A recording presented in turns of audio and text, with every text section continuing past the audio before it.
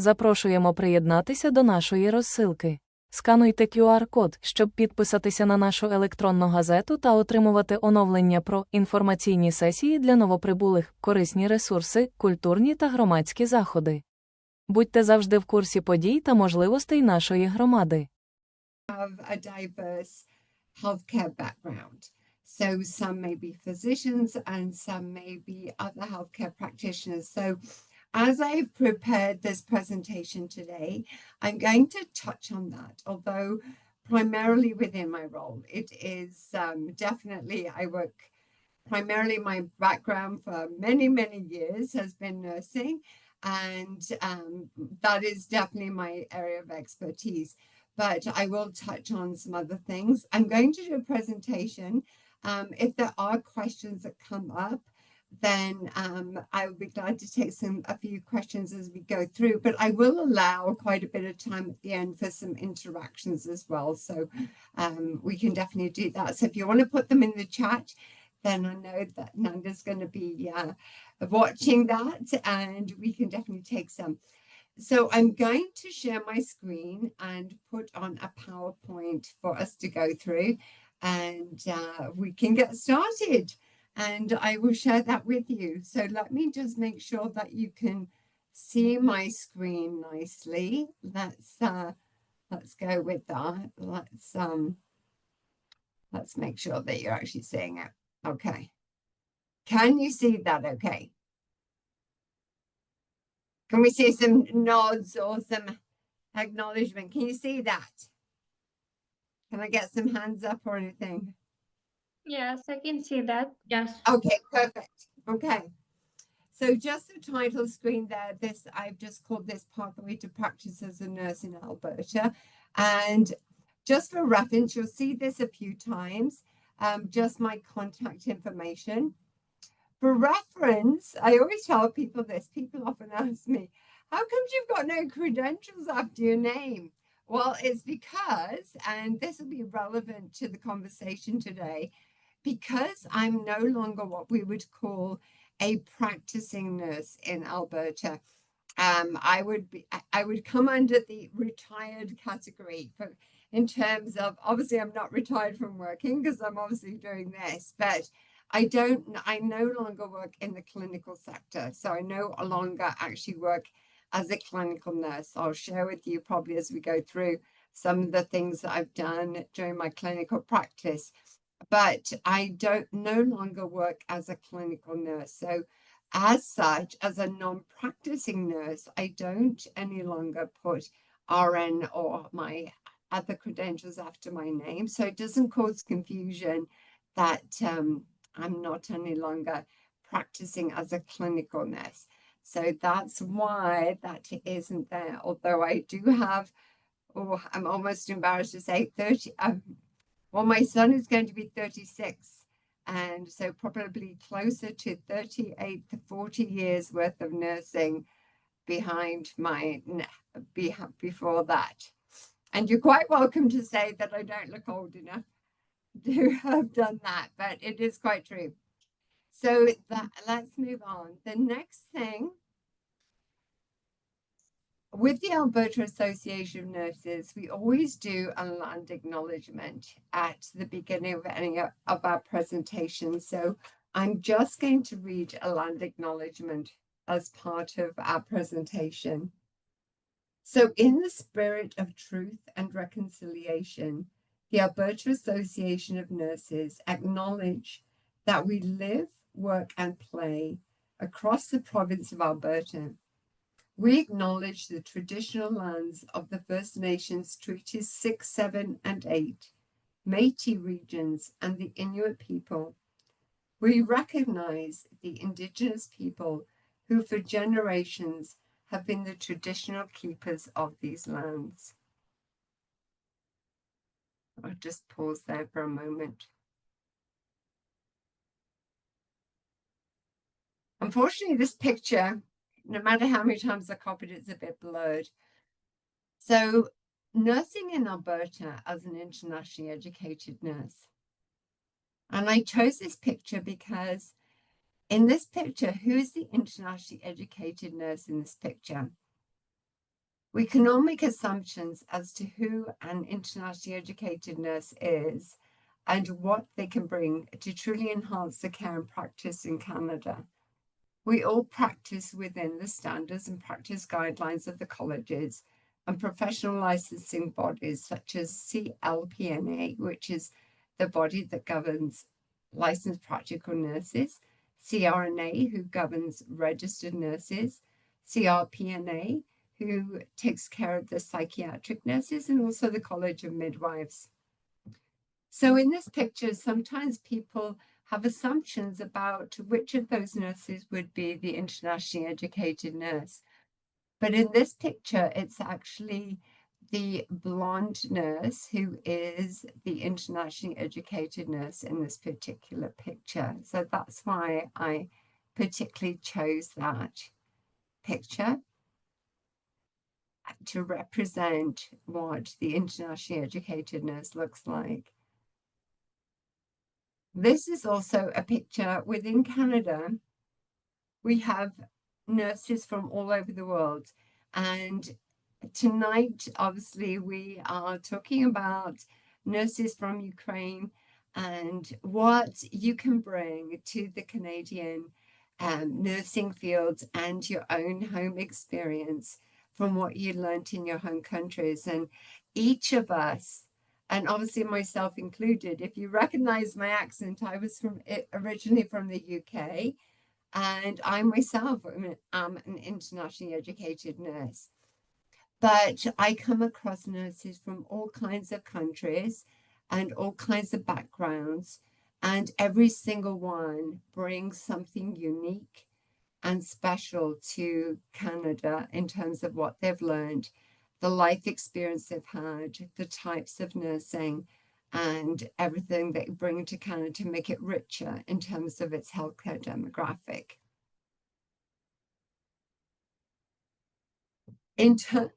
When I meet with people, one of the challenges, and we'll be getting into this in just a minute, is that when you first come to a new country, we're going to be talking about, how you go from arriving to then having to find how do you get credentials and how do you get your nursing or other healthcare licenses if you're a physician or another healthcare practitioner. How do you then get those licenses recognized and come into full practice? One thing I wanted to pause at, and I just wanted to slip this slide in there, is that many healthcare professionals will start their career because they need to get a job or get some exposure to healthcare. And a very common way that healthcare professionals will do that within Canada is to work as a healthcare aide. Now, obviously, that might not be their end goal, and they are obviously quite often overqualified for this, but there can be some really good reasons why this can be valuable. One, it gets them into the workforce. It gets them, into a healthcare setting and exposure to what the Canadian healthcare environment looks like in various settings. Healthcare aides work not just in continuing care or long-term care with elderly patients, but they work in every sector of healthcare. And there's often more jobs for people of this designation. It's a great way to get exposure to the healthcare system. But the other thing I want to point out is that it's quite easy for, if you have another healthcare designation in your home country, to get a healthcare aid license under something called substantial equivalent. So if you have been a nurse, a physician, or something similar in your home country, you can easily get a healthcare aid license without having to do any extra schooling under something called substantial equivalence. And I've put the links here, and maybe those could be copied and pasted into the chat, or you can contact me again directly to get this information. But it's a great way to get a qualification that you can then apply for healthcare aid positions throughout the province and immediately start working in some healthcare capacity right away. So it's something that many, over the course of my whole career, many healthcare professionals will start their career doing that, whether they're nurses or other, as I say, physicians or other, pharmacists, physiotherapists, various sectors will often do that. And I can circle back and answer questions about that as we go through. The next slide I've got, and I'll circle back in terms of overlapping this into other healthcare sectors as well. So in case there are other people on the call from different sectors, is looking at a couple, excuse me, looking at the different sectors that there are, because this can get confusing for people in knowing what their differences are, because in different countries, this can vary a little bit. So my role as the internationally educated nurse navigator is actually a government-funded project or position, but I actually work for the Alberta Association of Nurses. So I'm just going to break this down and spend a bit of time on this. Now, the reason I'm going to spend time on it is that whether you're a physician or another, what I will call an allied health worker. And what I mean by allied health, I'm talking about pharmacists, physiotherapists, social workers, different kinds of designations that are not nurses and not physicians, but other disciplines within the healthcare team. Each of them have colleges and unions and associations. So they follow a very similar format within Canada. So a lot of these same principles will apply, even if you're not actually a nurse and are not following that format. So although I'm referring to nurses, the principle will apply no matter what healthcare discipline that you particularly are looking at. So first of all, we'll talk about the association. So an association, so if you are looking at something like the Association of Nurses or whichever discipline you're looking at, they have a purpose that's very specific. And the purpose of that association is to advance the profession. Now, in this case, for nurses, for the Alberta Association of Nurses, it advances the profession of nurses. Obviously, if it's the Alberta Association of Physicians or medicine, it's for physicians. But so whichever the association is, it's for that designated profession. So if it says association, it's for the advancement of the profession. And it's specifically the goal of that particular association is for the purpose of the professionals in that association. The membership of it or the participation is totally voluntary. You're not required as that profession to belong. It's totally voluntary. It's encouraged. Most people often will like to do that because it's a good way of connecting with your peers and to be connected as a professional body, but you don't have to. And their audience or who it serves is in this case, nurses or the profession, the people of profession, and it's to advance and support the profession. The next column is what we would call the regulator. So the regulator is the organization that covers and issues the license for the individual to practice. So in the case of nurses, there are two to three colleges that do that. And that makes it a little bit more complicated than some of the other ones. So there is the College of Registered Nurses of Alberta, CRNA. There's the College of Licensed Practical Nurses of Alberta, CLPNA. And I'm going to go over these in a bit more detail. The one that I'm not going to get into as much detail tonight is the College of Licensed Psychiatric Nurses. So that's specifically for psychiatric nurses. There's also the midwives, the licensing body for midwives. So under the regulator, what they do is, now I'll just pause there for a second. There's also the College of Physicians and Surgeons and each other professional body, which I will show you a slide for this in a few minutes.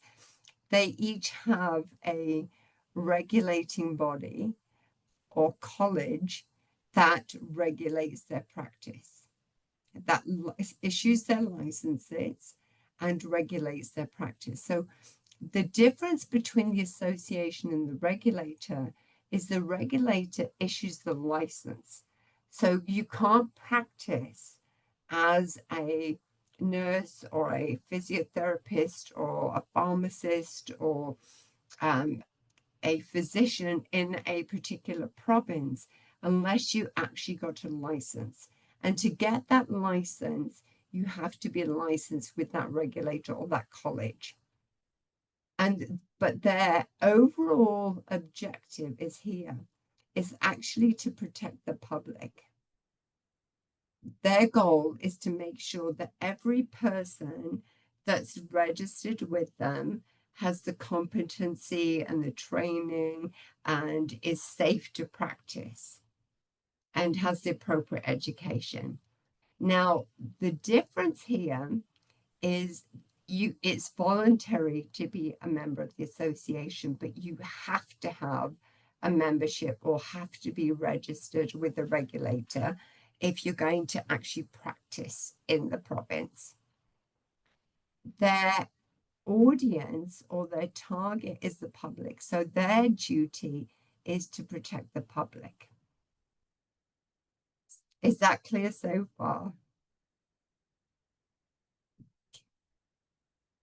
The other two that I'm going to mention is the union. Now, I'm not sure what it's like in your home countries, but in Canada, you've probably heard a lot about this recently with the teachers. There's a lot of unions in Canada. And unions can have a really helpful and strong space within the employment industry.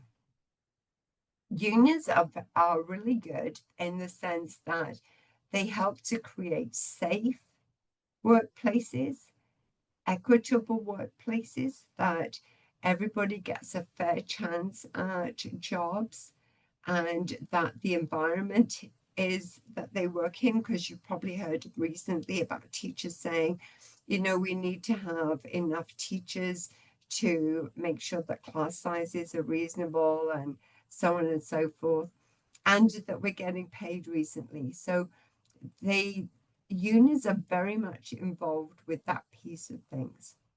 If you work for an employer, like, for example, Alberta Health Services, the nurses that work for Alberta Health Services all belong to a union. So if you were hired by Alberta Health Services or Covenant Health or one of the big employers, membership of the union would be required.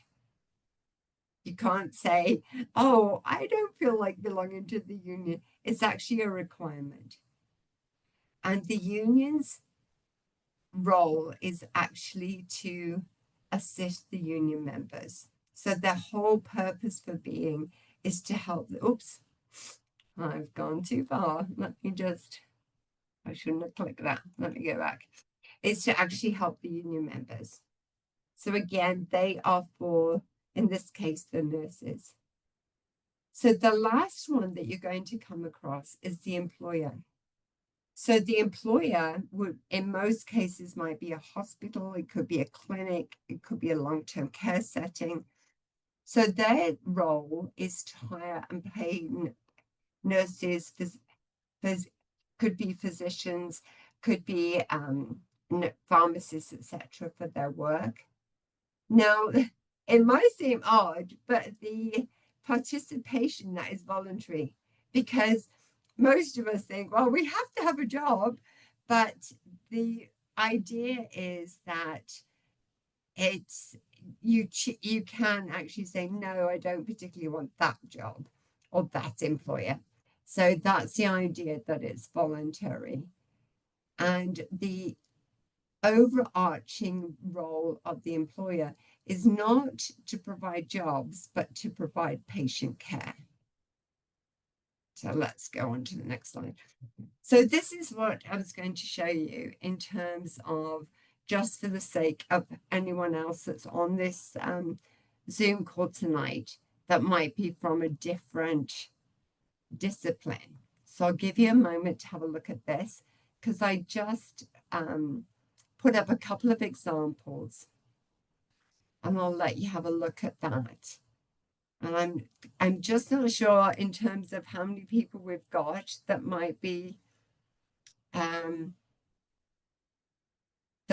on the call from different health settings, or that might not be nurses, but just as an example. So we've got the College of Physicians and Surgeons. Now that's the college, that's the non-voluntary association piece. And then we've got the association, the Alberta Medical Association, or the AMA. And this is the bargaining unit. So this is the group that actually decides on the contracts for physicians. So if you wanted to register or license as a physician, or you wanted to practice as a physician in Alberta, you need to contact the College of Physicians and Surgeons about getting your registration or license as a physician. But you could also become a member of AMA, and this is the group that actually negotiates physician wages and contracts and that kind of thing. Similarly here, I've brought up the College of Pharmacists. That's where you would go to become a licensed pharmacist in Alberta. And again, there's also a pharmacist association. Similarly, same kind of thing with physiotherapy. The College of Physiotherapists. College is always where you go to get your license, at the allowance to practice or to be registered in the province. The association is a group of members that get together, and they will often help with things like contracts and stuff like that. There's, for every single different discipline, there will be, I didn't put them all here, I just gave some examples, but if you have any additional questions about that, we can definitely go over that a little bit more detail at the end. So I'm going to skip through these a little bit because I have covered them, but just for a quick review, the regulators. So the whole purpose of these, and again, I've got them here because this is going to be key. So it's like the College of Registered Nurses, College of Licensed Practical Nurses and Psychiatric Nurses. They deal with the nursing licenses. They also deal, and this would be the same for physicians and for pharmacists or physios, any college that you're dealing with. Let me just things. Any college that you might be dealing with, their roles are very, very similar. Excuse me. They follow the same kinds of structure.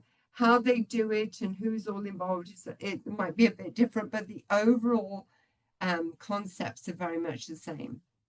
So the colleges deal with licensing. They also deal with practice conduct and ethical standards. So, for example, if a member of the public had a practice concern about an individual nurse, or if it was a physician or pharmacist, they would take it to that person's college and say they had a concern. Thankfully, we don't get too many of those, but there's always that potential. They also monitor continuing competency requirements. So they want to make sure that those people that are practicing, in this case nurses, but it applies to the other colleges as well, maintain continuing competency. So for example, I'll use myself as an example.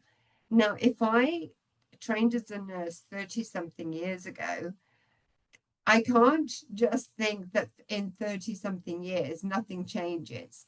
So every year that I practiced as a nurse, I would have to demonstrate that I've maintained currency of practice. Because what nursing looked like 30 years ago or 35 years ago, all through my practice, I did continuing competency, new education, and continuous development. So with my license every year, I would demonstrate what I was doing to stay current or new education, those kind of things. The college also addressed complaints and disciplinary action because their overall goal is to protect the public. So that's kind of the way to keep that in your mind. It sounds scary, but as long as basically, if you're a good nurse, it's really not that much of a big deal. I've really covered this. I'm not going to spend too much time on this just for the sakes of time. If people have got employment questions specifically, we can deal with them at the end, or I can help people one-on-one with that. But it's just showing, sometimes people think that Alberta Health Services is the only employer in Alberta, but that's not. There's lots of others. They definitely are one of the bigger ones, but we've got quite a few different types of employment in Alberta. I've covered the union quite a bit, so I'm not going to spend too much time on this. This just gives you some examples. The primary union for RNs is the UNA. These are the LPN unions. HSA is predominantly for pharmacists and all the sort of the physiotherapists and all the other healthcare aid, not healthcare aid, the other health discipline associations. So just as a quick summary, the Alberta Association of Nurses, for which I represent, is really the big purpose is a collective advocate for meaningful connection for nurses as a whole, for every type of nurse. So nurse practitioners, nurses, midwives, psychiatric nurses, registered nurses, and licensed practical nurses, and to increase the profile and professionalism of nurses and nurse practice as a whole, and to do things like this to assist nurses who are getting into the practice of nursing and help internationally educated nurses. We also work collaboratively with the regulators, with unions, with government, and other associated nursing interest groups. I work a lot with a variety of different stakeholders, like your association too. So within my role, I do a lot of work with assisting people with registration. So, and that can look at every stage of it. And it's quite interesting because depending which country people are from, depending on their background, whether they have access to their original transcripts, a variety of things, it can look very different. I help people with interviewing and resume type things, how to navigate jobs in terms of those kinds of pieces. And every nurse is different because your interests might be different. The types of work you've done previously can be different. What your passion is for nursing can be different. So I rarely do that part of it as a group session. I like to meet with an individual and find out what your particular goals are, and then work with you one-on-one when it comes to that kind of thing, because I also have connections. I did half of my career in critical care type things emerge: ICU, critical care transport, and maternity, the nursery. And then I worked for STARS when I first came to Calgary. So I have a lot of background in that. And then I did a whole project with continuing care. So I have a lot of moving pieces. I'm very familiar with how the system works with that. So I like to meet very much one-on-one with people when I'm trying to do that part of things. I do a lot of information, additional education, and professional development. People want to get into nurse practitioner work, helping people with NCLEX preparation, links with cultural and settlement agencies if that's needed. Employment strategies is a lot of what I do, because when people are applying for jobs, what happens is a lot of the jobs that people will see when they're looking on Indeed or job matches on the outside, what people aren't aware of is when you look at those, they are already a week old, because they are posted internally first.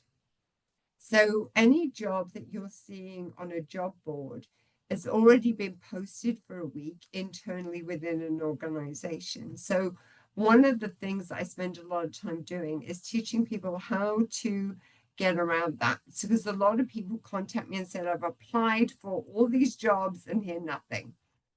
And there's a reason. It's because of this unionized environment, but there is a way around it. So rather than spend too much time today, I teach people how to navigate that. And obviously some smart goal setting, because that can depend on individual circumstances. So obviously the goal is practicing as for the most people, a nurse in Alberta, but obviously depending on the background. And then it can depend on the pathway. So there's two major pathways for nursing in Alberta, an RN pathway and an LPN pathway. And it will depend on what the educational background was in your home country. For the majority of people, it will be an RN pathway if you've done a degree in nursing. If you haven't done a degree in nursing, then it will likely be an LPN pathway. You can apply for both of these at the same time. And that's quite fine to do. And that can improve an option in terms of job access. So how do you apply? First of all, you go to the website for CRNA and click on, and oftentimes again, if you have any problems with this, I can walk you through it.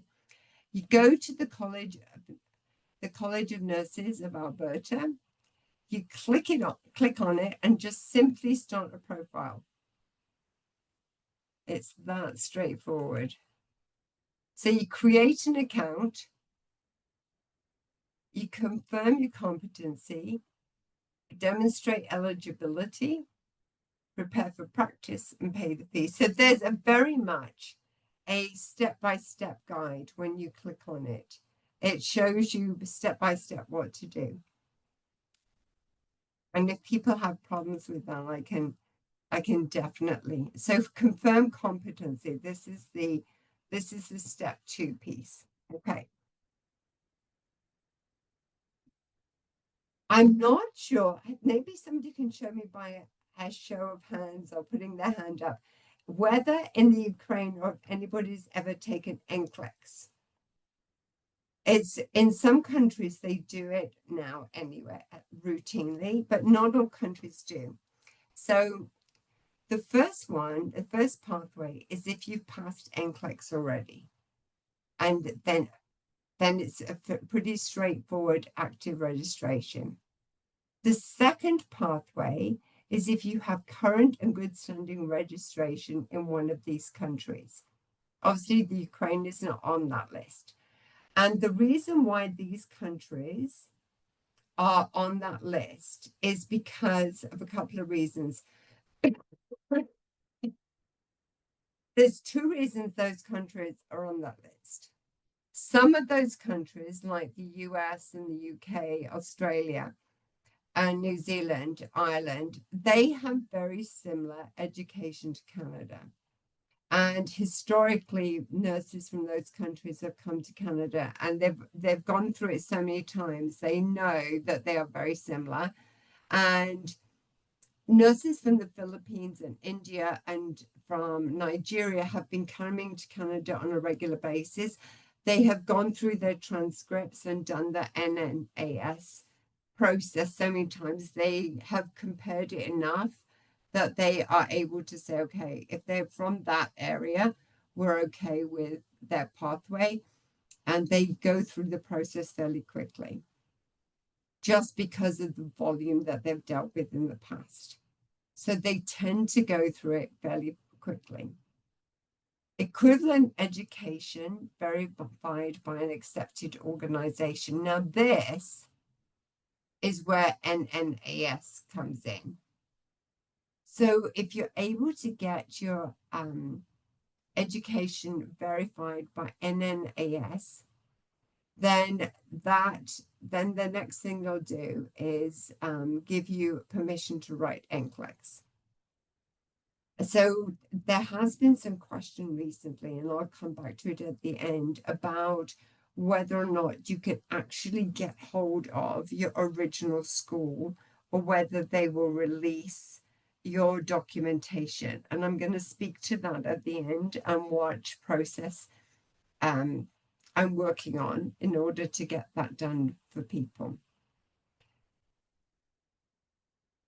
The next one is completing the registered nurses competency assessment. So this is where I'm going to be speaking with the college again. If there's a challenge about getting original transcripts, there is something called the RNACCAP assessment, which is a test or a process that can be done to sort of assess knowledge if in the absence of transcripts, and assessing English language, currency of practice, and verification of equivalent education. If all steps are met on those things, then there's a provisional license. Now, this test is only administered at the Touchstone Institute, which is in Toronto. So I'm going to be having a conversation about making the accessibility to that and some of these. And it's based on realizing how many nurses might be in this position based on some conversations recently. Then the NNAS report, somebody was asking me how long that takes. It's 5 days for an expedited service, but it's 12 weeks for regular. So if you want a quick turnaround on an NNAS report, it can take as quick as 5 days. But if you are not in a hurry for it, it will take as long as 12 weeks. So again, just to recap, demonstrate currency of practice. Currency of practice will also include things like how many hours of nursing did you do in your home country? Like how much are you a new grad? Have you worked for a set period of time? How many hours of nursing did you work in your home country? That kind of thing. English language proficiency. So I'm going to come to that in a second, but there's a way you can actually get some free IELTS and Albans testing, and I will share with you some stuff on that. But the usual benchmark is about an average of, and it varies whether it's Albans or IELTS, and it's usually around a 7. And it's an average because there's different components.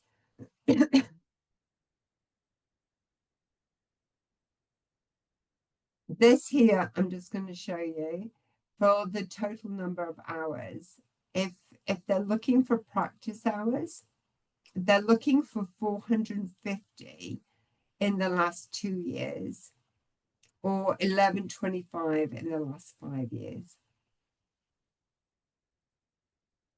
There are some other components which usually come up when people are renewing their registration, but it depends on when you last practiced in your home country. So again, if you're applying and you're going through the registration process and you need my help with some of this, just contact me, because I do this all the time. Because even doing a bridging program, getting you into a bridging program will help you qualify. So there's lots of options with this.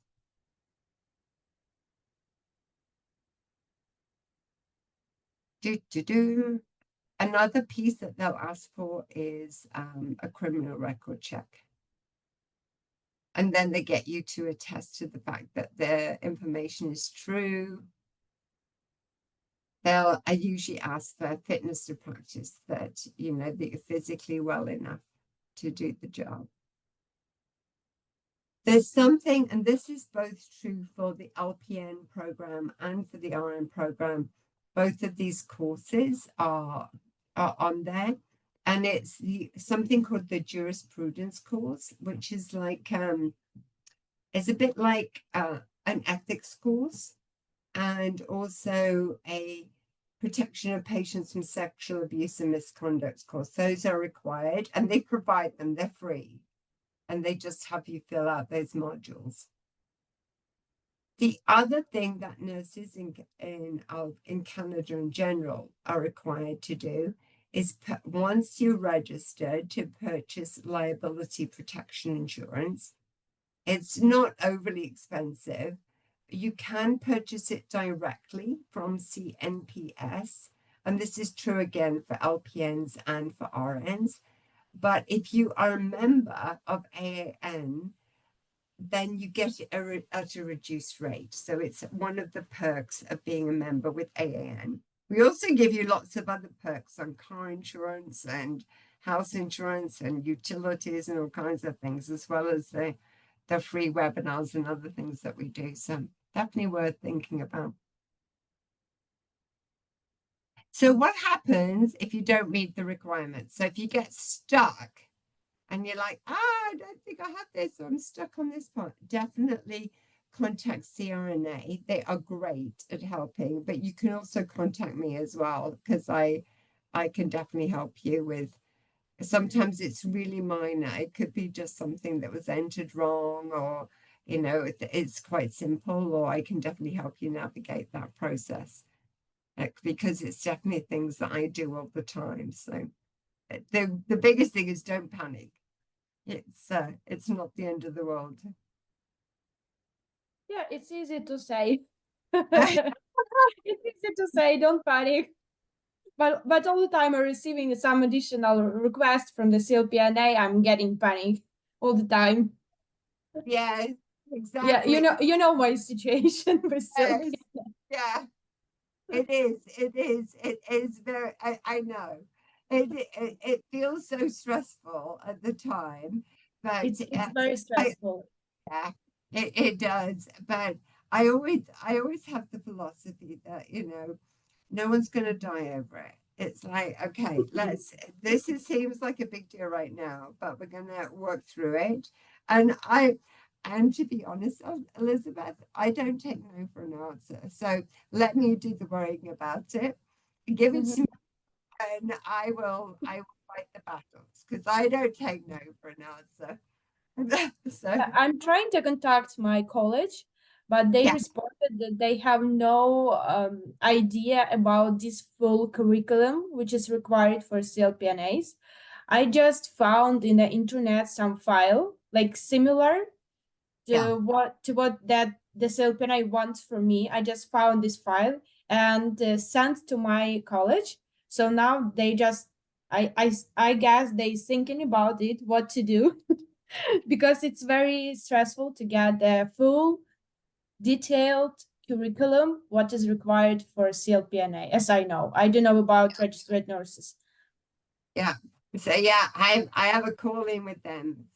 So yeah. I contacted my college once more. They replied for me that they don't know, they don't have any idea what I want from them. So I'm trying to explain to them. So we are in connect, but I'm not sure about the results of our conversation because I see they don't want to do anything.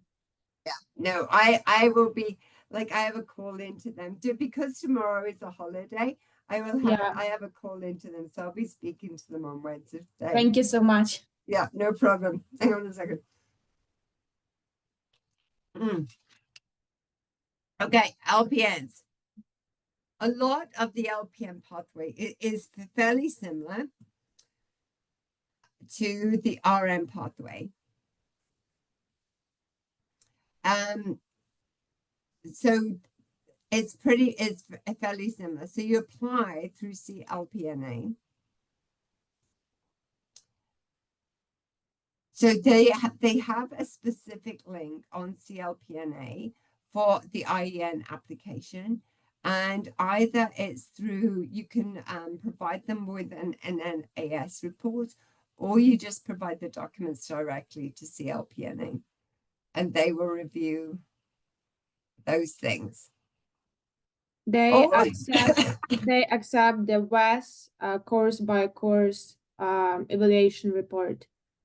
It's different from what we are doing for ERCC for migration purposes. It's different from that. That's for licensing and for licensing for regulatory bodies of your province. So they approving the WES report. Yes. Yeah. Then you will also need, just like with CRNA, provide ID, criminal record check, education credential assessment, verification of previous registration, engagement required. The same with the jurisprudence and the protection of sexual misconduct exam and proof of English proficiency. So very much the same kinds of. The biggest difference is you don't have NCLEX with CLPNA. And again, what do you do if you have a problem? As Elizabeth knows, contacting CLPNA, and if you run into a problem, then you can call me. And I'm contacting the CLPNA all day, all night, just every day, just writing to them in mail. Oh my God, what do you want from me? Yes, and as I said, do not hesitate to call me, because that's what I'm here for, as a navigator for that, because sometimes it can feel like that, and especially with certain things, it's like I can go to the top, or I can pick up the phone and they know me, so they're like, and sometimes it is things you need to work out individually or ask for different things, but especially when it's unique circumstances, I will definitely go to bat for you or that kind of thing. So yeah, they're quite used to me, and I meet with them regularly. Okay, I want to pause there for a second because I'm going to talk about the language pieces next. Any other questions that have come up in the chat?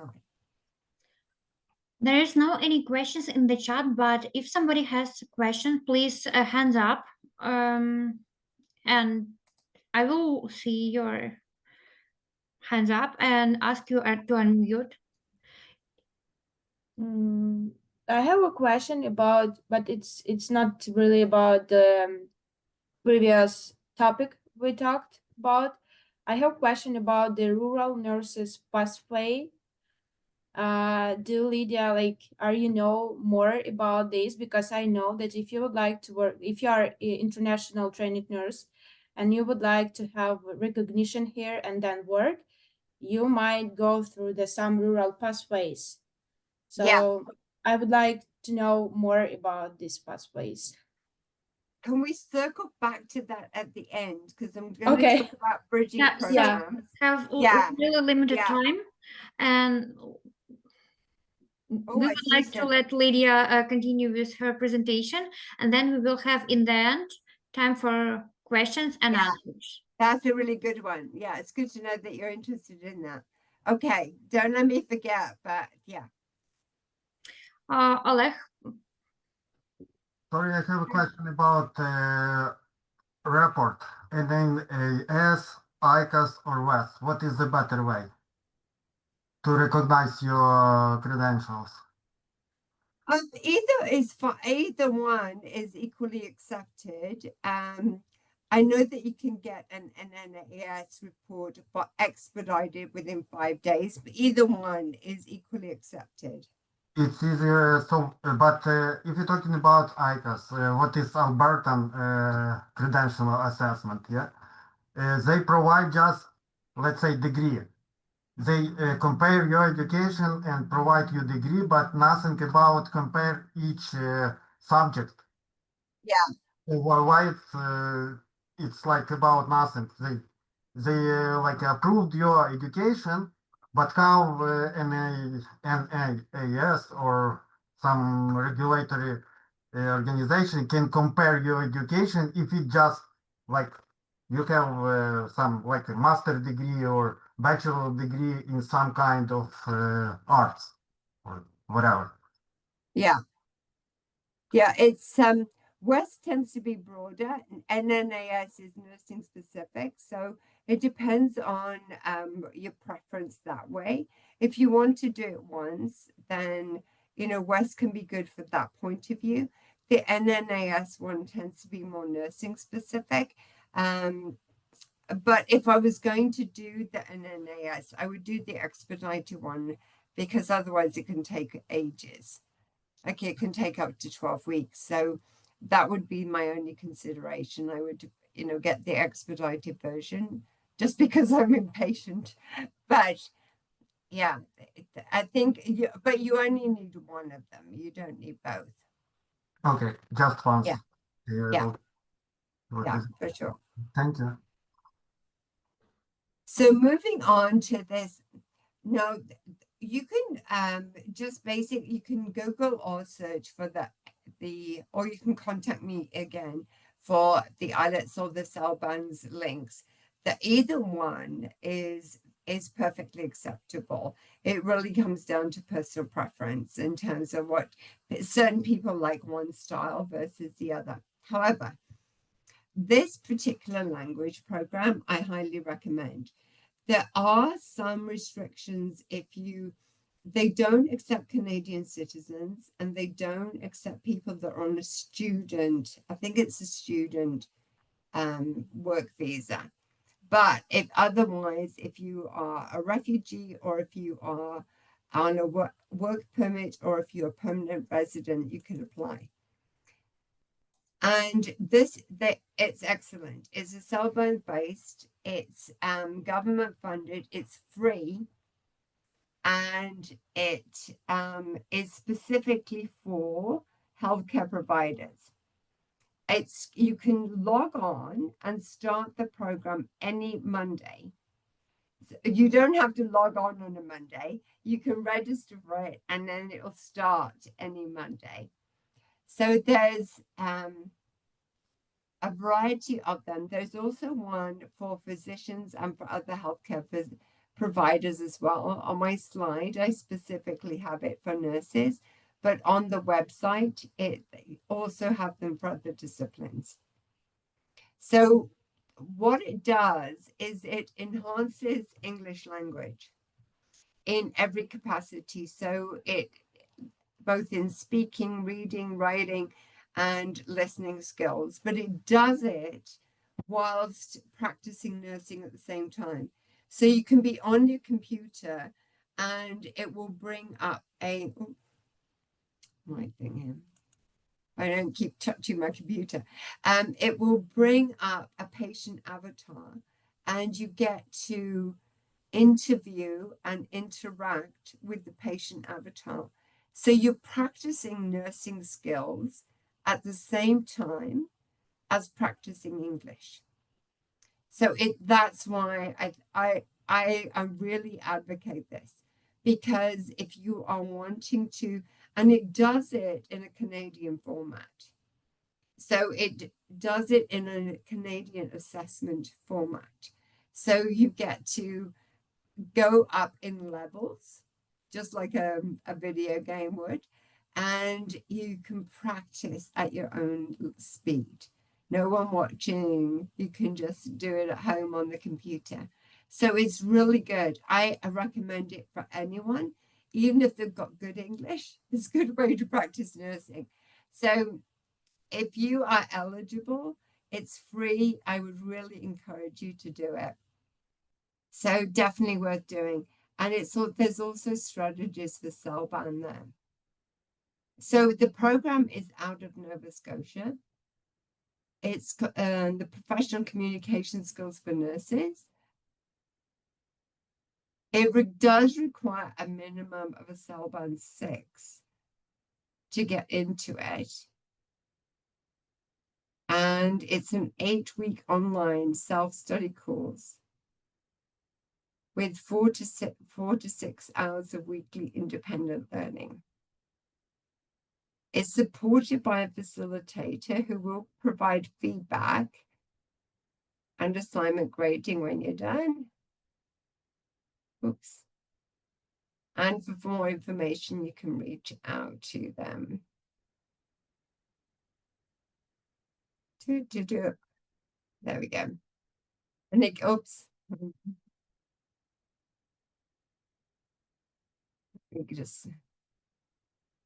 So if you'd like more information about that program, or maybe somebody can copy and paste that and put it in the chat, that would be great.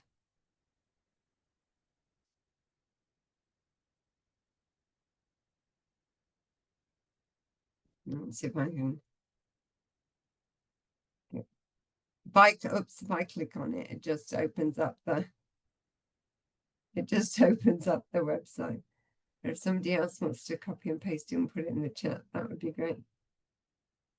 But you're more than welcome to contact me afterwards about any of these specific topics.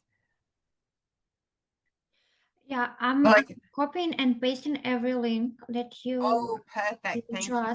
So I'm trying to go with you, but sometimes it can be with delay. Yeah, no problem. If you need me to go back to any of them as well, I can definitely do that if I've gone too quickly. Yeah. Okay. The other one I really want to share with you, let me just see if I can, is something called InLab. Now, InLab is a program that is, again, it's Canada-wide. It does have some limitations about who it will apply to, but it's for anyone that is wanting to register as a nurse. It's a 14-week free program. It's a great program to register for if you are studying for NCLEX, you're trying to get your registration, and it's really good at introducing people to Canadian healthcare and for studying for NCLEX. So it has a great thing, and it's free. So it's a win-win. And this program is only for permanent residents of Canada, because I have applied for the InLab program. I have no permanent residence yet. They asked me for that, and they said, no, we can't provide the service for you, because recently there are some exceptions for QIET holders, QIET visa holders, like for Ukrainians, but since 2025, no. Oh, so they just changed that then? Yeah, they changed the policy. So only permanent residents of Canada and the officials refugee, but Ukrainians are not having refugee status here. They haven't the work permit. Only for people who have a permanent residence. This is the actual information since the September this year. I applied for this. Yeah, that's a recent change. I'm going to have to chat to them to see if we can get that adjusted, because it is a good program. Yeah, it's very good. Useful information, because some of the people already got their permanent status through different programs, or they already have their different permanent status while they're just open the first program one where they should work 1 year. So probably we still should leave this. Yes, if anybody is a permanent resident, it's definitely worth having. But I will chat to them about extending this because it is a government-funded program. So I will have a conversation with them about extending it to, especially for this population, for the Ukrainian group, as to, making it available. Yeah. Yeah, thank you so much. Yes. Yeah. Mhm. So then I've got my little guy there who's taking time to reflect because we've got lots of pieces there. We've already covered quite a bit. So some of the things to consider. One of the things that I often ask people when I'm talking to them is what nursing roles would I currently be qualified for? What areas of nursing am I interested in working in? Are there any additional courses that would assist me reaching these goals? What areas or locations in the province of Alberta am I realistically open and willing to work in? Do I need more assistance in discovering what opportunities may be available and that I might not have considered? Do I have any experience working in Canada? Would I benefit from a Bridge to Canadian nursing program? And this, in my opinion, is the most important one. What is my dream nursing role in Canada and how do I get there? Are there areas of nursing that I haven't tried before that could be interesting and I would be qualified for? The reason that I think this is probably one of the most important slides is when you're new to Canada or you're struggling to get some of these documentation things sorted out and it seems overwhelming and frustrating, this is just a season. It may seem like a really hard season and a frustrating season and all of those things to process. But the reason I always encourage people to take a step back from that for a moment is you were a nurse in your home country. You have experience. You went into nursing for a reason. And this season right now might be hard, but it's not going to last forever. So I always encourage people to think about, why did I go into nursing? What is my passion? What is my dream nursing job? And what kind of nursing do I really want to do? Even if in this moment it seems like I can't even see myself doing it. Those are the things that is really important. And everybody might answer that question differently because some people might like working in the operating room. Some people might like doing hospice nursing. Some people might like labor and delivery. Some people might like pediatrics.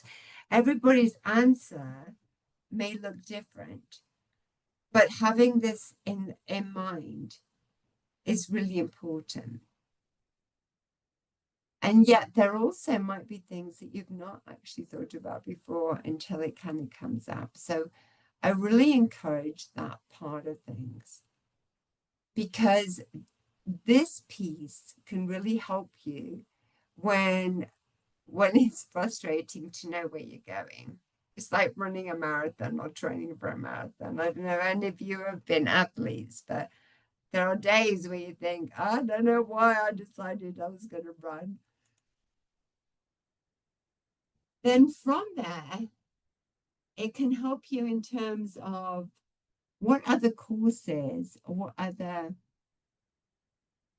small courses, short courses can I take to help my resume? So there might be simple things like ACLS, PALS, just basic CPR that I can take that can put me in the direction. And again, these are things that I can help you with. Or the other thing that I always recommend, regardless, is the Bridge to Canadian nursing programs. And there's 4 that are recognized in Alberta by CRNA. And there's 1 LPN program that is also recognized at Northwest College, which really are what I would call a foundation. It can seem like frustrating to go and do those when you've already been a nurse, but it really helps to bridge the gap between what you already know from knowledge and skill and passing NCLEX to bridging the gap between the culture of Canadian nursing and the knowledge of Canadian nursing.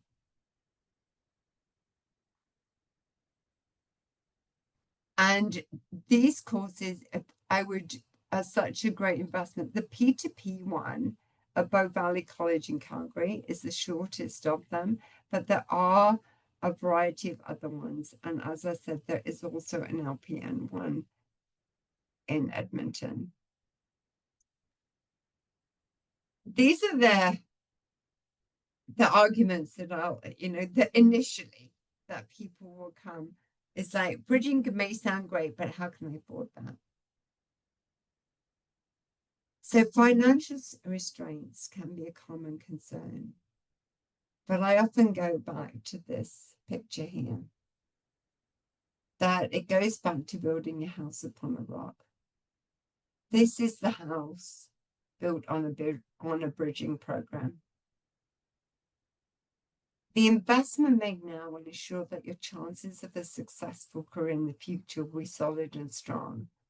Not doing so, you could find yourself struggling in the future and not making progress. The reason being is a lot of employers will look for a bridging program from an internationally educated nurse. It's becoming the benchmark of what people are looking for. There are funding strategies. So there's microlending, there's funding it through working as a healthcare aide. There's also the rural bursary program. So we're going to come back to the rural program that we were touching on to fund it. So the rural bursary program is, if people are interested in working in a rural place in Alberta, there is a bursary that's available through RPAP that will pay for a bridging program. The condition with that is that you need to find a job and work in a rural setting for a set period of time following, and it's usually a couple of years following completion. And really the whole point of the program is for people to then settle and live in a rural community in Alberta. Now, the rural communities are diverse. There's a lot of them, and there's lots of opportunity. If that's something that you might be interested in, I'm doing a webinar on December 5th. Oh, no, so I keep saying December 5th. December 3rd, it will be advertised. It's the Wednesday at noon with my partners from rural. So both my partners from the RPAP program and also from Covenant Health that oversees the different sites in Alberta that are in the rural capacity. And so they are going to partner with me on that webinar to discuss rural practice. And so that would be a great opportunity to learn about what the RPAP bursary is like. We're also going to have a nurse that has gone through that and who is also working in a rural site to talk about it. So it will be a great opportunity to learn about what rural nursing is actually like. And so I would really encourage that part of things. But regardless, definitely having a bridging program is definitely an option. I can talk to anybody about, you know, what's the option, where you're living, what are the choices, how can it be funded, all of those pieces. But it's definitely something that I would, you know, encourage somebody considering. The only time that sometimes isn't as much of an issue is when somebody comes from a very specialized, very acute setting and is able to go straight into a position in Canada. But that isn't a common scenario. And we can circle back if people have questions.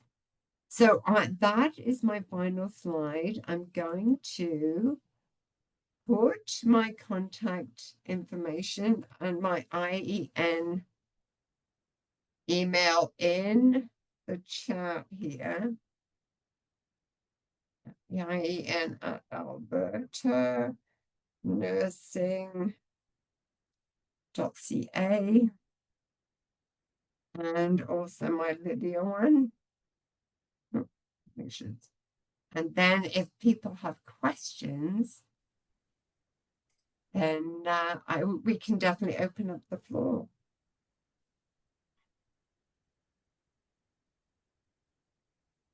And I'll open up the questions to people that have questions about other disciplines now too. Yeah. Somebody wondering, is there also a shorter way pathway for dentists or physicians from other countries to become nurses here, maybe without doing a full year program? Basically, for a physician or a dentist to become a nurse, the best thing for them to do is to apply to the College of Physicians. Is to contact CRNA, and what they will do is they will look at when they do their comparison of education, they will look at, you know, whether or not there's what their transcripts look like and see what is comparable. Yeah. They may still want them to do a bridging program or something like that, because obviously, you know, although physicians are very well qualified, nursing practice is actually a thing of itself. And that would be, thank you for copying those in there. That would be the piece where it's actually a little bit different. You know, even just medication administration and things like that. It's certainly not a question of knowledge or disease process or things like that. But, you know, that's the part that it's definitely a possibility. But I would definitely start the application through CRNA if that's something that you would be interested in doing. And that's with physicians that I've worked with before. That's basically where they have started. And also the other pathway I would suggest is the nurse practitioner program. So there are nurse practitioners within CRNA. So I would suggest that you might want to also actually go that route directly rather than just as an RN, go through the nurse practitioner route, because of your qualifications. You could actually try and apply as a nurse practitioner and then work in family practice or something like that as a nurse practitioner. So that would be another option. And if you want more specifics or to look at that pathway directly or to have me walk you through it a little bit more, you're welcome to contact me. And I can show you what that application looks like or walk you through it. Yeah. If it's possible, could you please share an estimate idea, estimate cost of the credentials and recognition of? Yeah, let me just let me bring up. I'm just going to go into, because some people are still on the survival job and they're yeah, still I certainly appreciate that.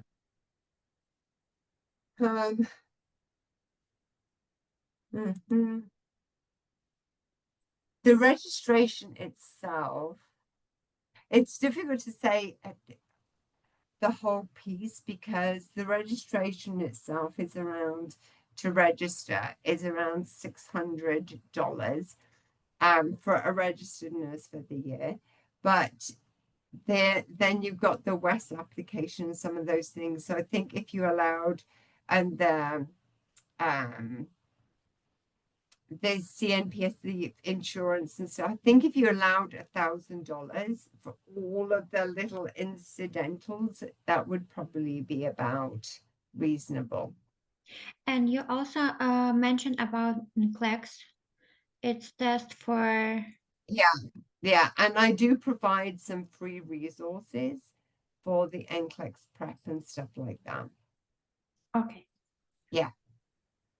Sorry, could I ask one question, please? Yeah, sure. Yes, for sure. Currently, I am employed in Covenant Health Yeah. as a store attendant, housekeeping, laundry aid. Is it? I am a nurse from Ukraine, surgical nurse. Is it possible to get a program in Covenant Health to continue my education, or to be a nurse here? That's a really good question. I would definitely have a conversation. Which site are you working at with Covenant Health?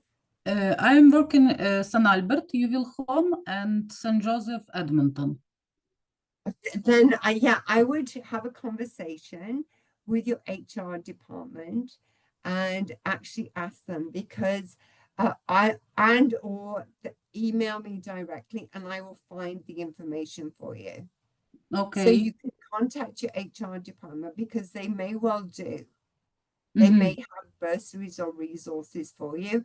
But the other option would be to contact me directly and I will find that information for you, because they may well have funding for those things. Oh, thank you. I will help you. Yeah. Thank you so much. I will email you. Yeah, that sounds great. I see a note here about the BIEN program being closed. You're right. Good for you for checking that. So if you've been on the BIN website, that's the bursary for internationally educated nurses for the rural program. Right now, it has been saying that it is closed, but send them an email that you're interested, because what it is, the reason it's saying it's closed is they're waiting for the next round of funding. They too work on grant funding, and so they are waiting for their next round of funding. They are hopeful that that's coming fairly quickly, otherwise we wouldn't be doing another webinar in December. So send them an email expressing your interest, and they are keeping a list of people that are interested. So it's not a done and over with thing. So just keep emailing them and let them know that you're interested in that program. But do be aware that if you are genuinely interested in that program, that there is, it does mean working in a rural area and not commuting, but actually living in a rural area. I'm just looking at some of the questions here. What link can you recommend as a first step for me as a doctor in Alberta? So the question is, what the link can you recommend as a first step for approve me as a doctor in Alberta? I think the first thing to do for physicians would be to contact, let me just go back to, let me bring them up PowerPoint again. Let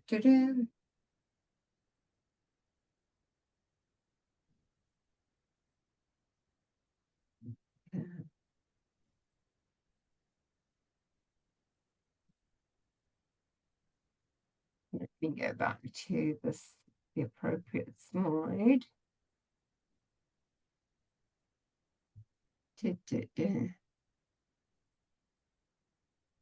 Sorry, I'm flicking through these. Oh, here we go.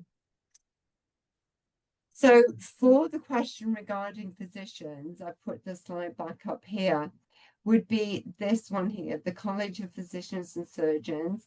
The first thing I would do as a physician would be to contact the College of Physicians and Surgeons of Alberta. This would give you an idea as to what steps would be required for you. And that would be what I would suggest. And to go and find the process, very much like the process I showed you for the nurses, that would be where you would start. It's through that college of, and I'm going to post that, where I'm going to put the link in. Yeah.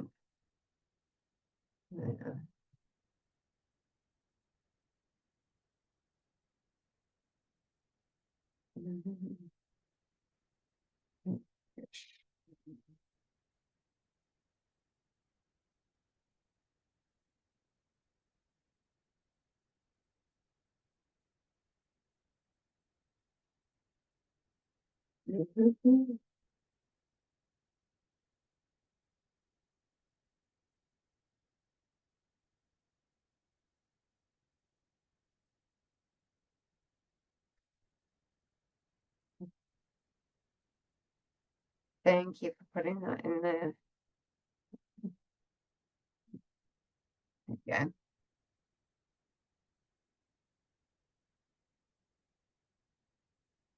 Okay, what else have we got?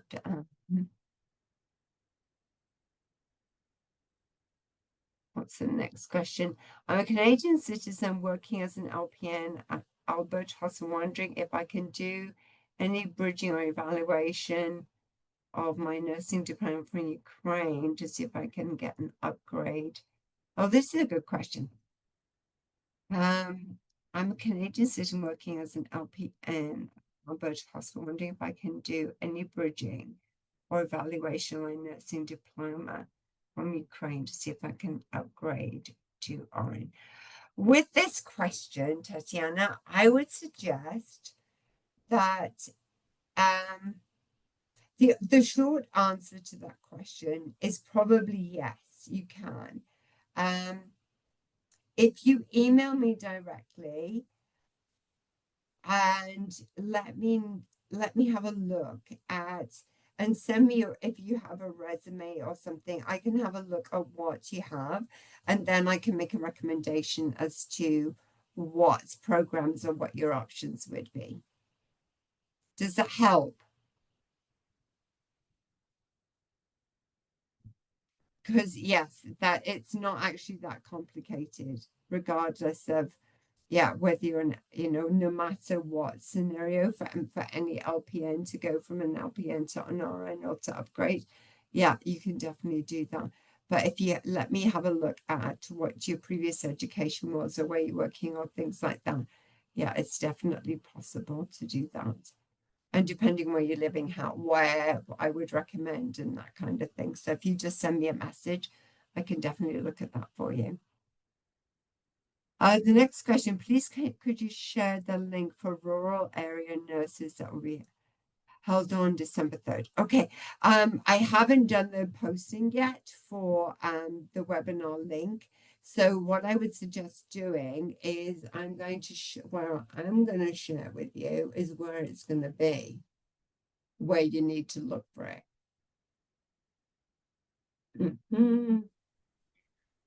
We can also share this on our social media and our newsletter. Oh, and we great. can send to everybody in this session also this link. Perfect. I will send once I've done it, which will be in the next day or so, I will send it to you to circulate to this group. And this is where you're going to find it.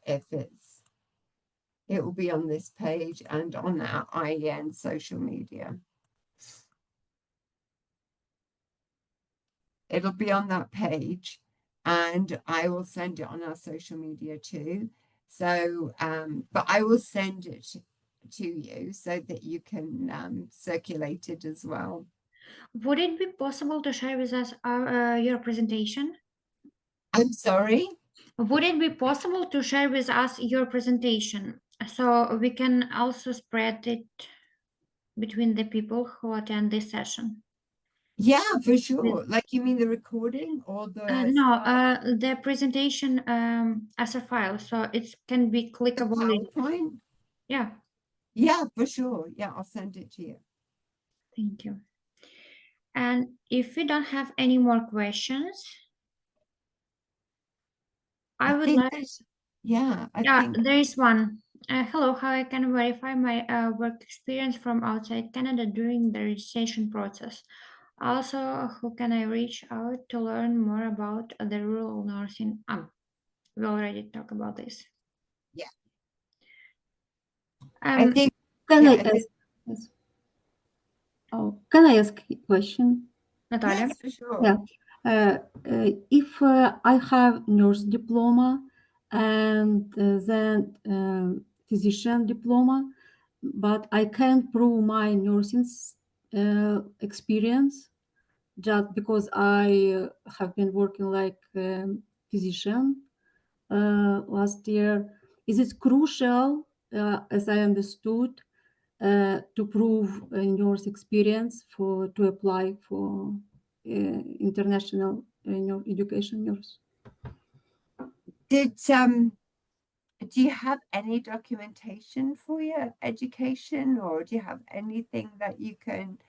I have a nurse diploma and a therapist diploma.